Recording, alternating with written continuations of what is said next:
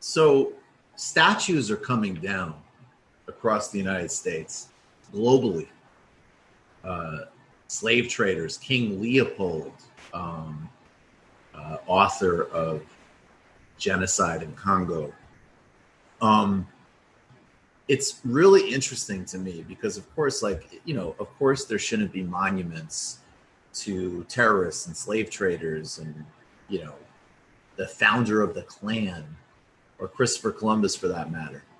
But the energy of how these are coming down is completely different now because it's in the context of material demands now. So it's in a whole architecture of what to do about policing, what to do about racism, what to do about violence, what to do about, the ongoing legacies of brutality, inequality, that still live out today versus just, a site of like historical context or historical fight. So the energy of it, to me today is very different and much more inspiring. I got an incredible letter from a TMBS patron, basically about somebody's personal connection to the first statue that was ripped down in Bristol in the UK. So there's a real context and energy for these that are really dynamic and inspiring and important. So let's play a couple of clips here of, I believe are these activists from the American Indian movement? That's how it's identified to me. AIM, which of course goes back to the late 60s, 70s, taking down Christopher Columbus statues. Let's check them out.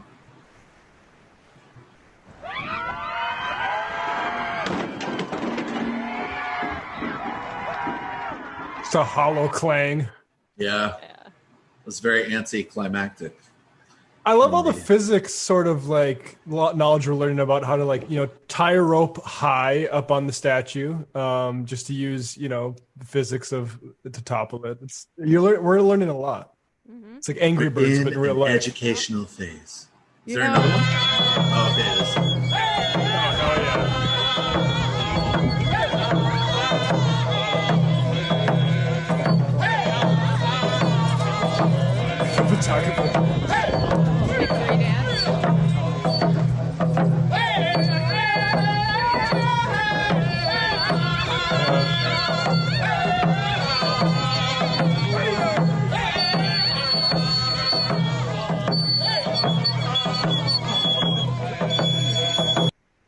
Beautiful.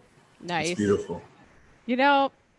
I used to think some of the discourse and concern around statues might be, I don't know, not necessarily misplaced, but maybe not the most important thing because these are symbolic. These are symbols, right? But when I see a group of people, normal, working class, many of them indigenous people, getting mad at a symbol of their hundreds of years long oppression and taking it down of their own volition, that's powerful. That's what we need to see. That's positive. That's constructive. It might be a symbol, but it's a symbol of some really real stuff.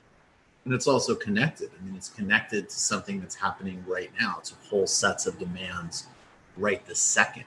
It's not, and it's people also in England happening. I was just going to say people in England and the American Indian movement. And it's all tied to this idea of priorities and funding and police. How we're going to, discipline ourselves. Yeah, exactly. How these changes are actually going to happen now, how budgets are going to be redesigned and redeployed now. It isn't, let's make this like an issue during the primary about, because we'll ask different Republican candidates, what do you think about the Confederate flag? And some will try to triangulate, and some will, play to the heart of white identity politics. It's not that those things aren't important and relevant, but they're not. They are symbolic and they aren't material. And now, in the context of everything that's happening, they've been made both symbolic and material because they're connected with this whole other set of movement and demands, and they're also, they're happening. This isn't going through like a public hearing phase. They're just coming down. So it's really inspiring and awesome to see. Yeah, that's what I was going to say too. Like, the people are doing it for themselves. It's not like, oh, I'm going to write a letter to my congressperson and ask them what they think about this. No, like, people are taking it upon themselves to do this stuff, and that's powerful.